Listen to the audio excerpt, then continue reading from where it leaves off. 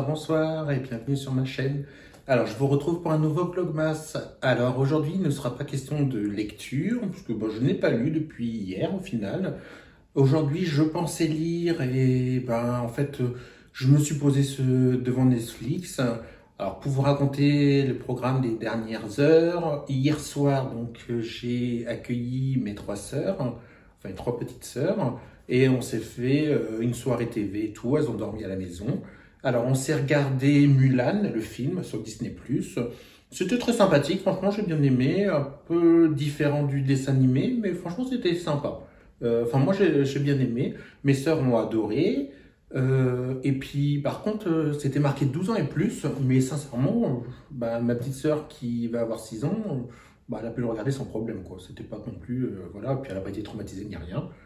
Donc là, j'ai pas compris le 12 ans et plus, mais bon. Et après, on s'est regardé Société secrète de la royauté. Alors là, c'est un petit film sympathique qui est parfait pour les enfants. Alors en fait, il s'agit, on va suivre les aventures d'une princesse. Donc elle est en deuxième rang pour accéder au trône. C'est sa sœur qui va monter sur le trône.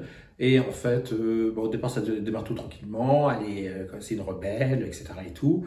Et elle va intégrer une société secrète qui est dédiée aux personnes qui ne montent pas sur le trône, mais qui sont de la royauté. Et ils ont des pouvoirs. Et franchement, c'était très sympathique. Moi, j'ai bien aimé tout. Et mes sœurs, franchement, ont pas lâché le film. Voilà. Elles ont vraiment pas lâché du tout le film. Voilà. Donc, il y a de l'action. Par contre, on sent qu'il va y avoir un deuxième volet. Parce que là, c'est sorti, je crois, au mois de septembre sur Disney+. Et là, la fin est tellement ouverte qu'il peut pas ne pas y avoir de deuxième volet, c'est pas possible, quoi. Voilà. Et après, elles ont regardé, elles ont poursuivi Seven Deadly Sins aussi sur Netflix. Donc voilà. On était se coucher, il était minuit et demi passé. Et puis ce matin, on s'est réveillé tranquillement. Elles ont poursuivi Seven Deadly Sins. Donc là, elles ont fini la première saison. Et après, on a été manger chez mon père, tranquillement. Et puis cet après-midi, moi, j'ai décidé de me faire une après-midi Netflix Chocobon. Et donc, j'ai fini ma série House for Christmas. Donc, je vous mets la petite image là. Et franchement, j'ai beaucoup aimé ça. Alors, c'est une série norvégienne. Alors, contrairement à ce que le titre pourrait laisser penser, c'est pas fatalement une romance de Noël. C'est sûr que ça se passe à chaque fois en période de Noël, enfin au niveau des événements, c'est pas vraiment une romance de Noël à proprement parler. En fait, il y a deux saisons. Donc, dans la première saison, de toute façon, le personnage principal, c'est Johanne, une trentenaire qui est célibataire. Dans la première saison, on la voit à un repas avec sa famille. Elle dit qu'elle va amener quelqu'un pour Noël et tout. Donc, va s'en suivre en fait des rencontres avec des personnages divers et variés. Et en fait, cette série est vraiment très très sympathique parce qu'en fait, c'est pas une rom-com traditionnelle. En fait, c'est plutôt au niveau société. On voit la pression qu'il y a sur les femmes de 30 ans vis-à-vis du fait qu'elles doivent avoir des enfants, elles doivent être en couple, etc. et tout. On voit aussi des personnages divers et variés. Donc, on aborde plein de trucs comme par exemple comment vieillir ensemble. Franchement, c'est hyper sympa parce que ça ouvre plein de portes c'est vraiment très très bien fichu. Moi, j'ai beaucoup aimé. Alors, il faut savoir qu'on finit la saison 1 sur une très grosse interrogation. Voilà. Bon, c'est résolu dès le début de la saison 2, ne vous inquiétez pas. On sait ce qui va se passer. Enfin, on sait ce qui va se passer. On sait ce qu'on attendait par rapport à la saison 1. Mais c'est pas pour autant que les aventures du Johanne sont terminées, puisque en fait, il va se passer d'autres choses et tout. Et au final, elle va quand même trouver l'amour, même si des fois on est un peu perdu par rapport avec qui, etc. Mais franchement, on voit à la fin que sa famille l'aide à se décider, à comprendre ce qu'elle veut vraiment. Voilà. Et franchement, c'est très très bien. Moi, j'ai vraiment beaucoup aimé. Je crois que c'est la première série nordique que j'ai vues, enfin norvégiennes, et j'ai vraiment adoré la manière dont c'est abordé au niveau des, comment dire, des interrogations de la femme, etc. et tout, et de la pression de la société sur elle. C'était très très bien abordé. Donc je vous la recommande sans problème.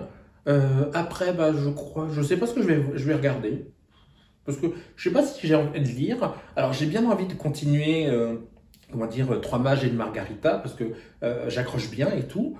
Mais là, je sais pas. C'est peut-être que j'ai atteint, comment dire, un palier, parce que bon, j'ai énormément lu, comme vous en avez perçu la semaine dernière, le week-end encore avant, avec mon week-end à 1000, parce que je crois qu'au final, j'ai dû dépasser les 3000 pages lues et tout sur plus d'une semaine, enfin non, sur une semaine. Et donc là, peut-être que mon esprit a envie de faire une pause. Donc c'est pour ça, je suis reparti sur Netflix. Parce que c'est vrai que j'ai énormément de choses à regarder sur Netflix. Alors je sais pas si pour vous, mais moi, ma liste de Netflix, des fois je sors sur Netflix et puis je dis, ah tiens, ça c'est bien, pouf, dans la liste. Ah ça c'est bien, pouf, dans la liste. Puis au final, je me retrouve avec une liste mais faramineuse. Donc de temps en temps, je suis obligé de re-regarder ma liste pour voir si vraiment ça continue à m'intéresser, ce que j'ai mis dedans. Là, en fait, il faudrait que je continue Star Trek Discovery, parce que j'ai dévoré les saisons d'avant et tout, et la nouvelle saison s'annonce fabuleuse et tout. Donc je crois que j'ai vu que le premier épisode, et puis en fait j'ai dû me stopper parce qu'en fait c'est extrêmement difficile quand vous adorez un truc et que vous avez pris l'habitude avec Netflix de vous enfiler les épisodes, et que là en fait c'est un épisode par semaine. Ça c'est dur, dur.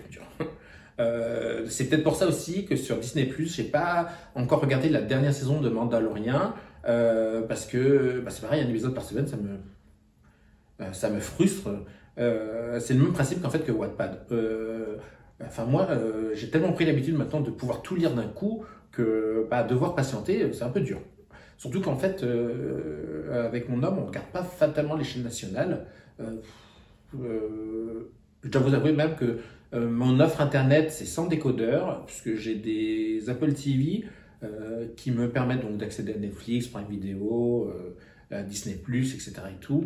Et comment dire, j'ai Molotov aussi pour regarder les chaînes nationales, mais en fait, à chaque fois que je lance cette application, il n'y a jamais rien sur les chaînes nationales qui me plaisent.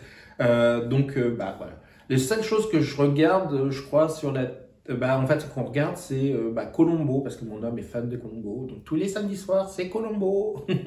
Ça ne dérange pas la règle. Et sinon, on regarde des fois Pawn Star, le truc aux enchères à Las Vegas, là. Pas aux enchères, le truc de prêteur sur gage à Las Vegas.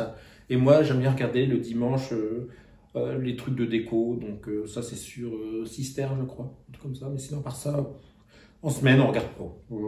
Enfin, moi, de toute façon, je suis tout seul la semaine. Je n'allume pas spécialement Molotov, hein, je dois vous avouer. Donc, déjà, l'abonnement gratuit, c'est très bien. Et si j'ai envie de regarder quelques chaînes de plus, mon frère va partager son abonnement, donc c'est parfait, puisque moi, je lui partage mon Netflix et mon Disney+. Donc, on échange de bons procédés, comme on dit. Enfin, voilà. Je vous en ai dit plus sur ma manière de fonctionner vis-à-vis de la télé, ce que je regarde en ce moment. Et puis là, si vous avez des suggestions de séries sur Netflix ou Disney+, que je dois absolument regarder, n'hésitez pas en commentaire, ça m'intéresserait beaucoup. Alors, à savoir que j'aime beaucoup le fantastique, très très peu le politico thriller, ça je sais pas, j'accroche pas. Et puis les policiers, s'il y a pas du fantastique, ça m'intéresse moyennement, voilà. Et sinon, tout ce qui est romantique, j'adore, voilà. Comme vous avez vu, au mois de novembre, j'avais commencé plein de romances de Noël que j'avais bien aimées, j'ai regardé les dernières parce qu'elles sont un peu plus actuelles au niveau des sujets, etc. et tout. Parce que les anciennes, vous en avez vu une, vous en avez vu beaucoup. Là, j'ai vu qu'il y avait des romances de Noël avec des couples gays.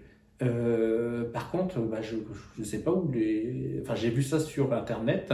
J'en ai vu 2 apparemment. Mais je dois vous dire que je ne sais pas où les regarder, donc pour l'instant je ne vais pas les regarder. J'attendrai que ça apparaisse sur je ne sais pas quoi d'ailleurs. Voilà. Bon, sur ce, je vais allumer ma télé et puis je vais regarder un truc, tout simplement. Voilà. Et je vous dis bonne soirée et à demain pour un nouveau Vlogmas. Voilà. Et n'hésitez pas à liker et à vous abonner.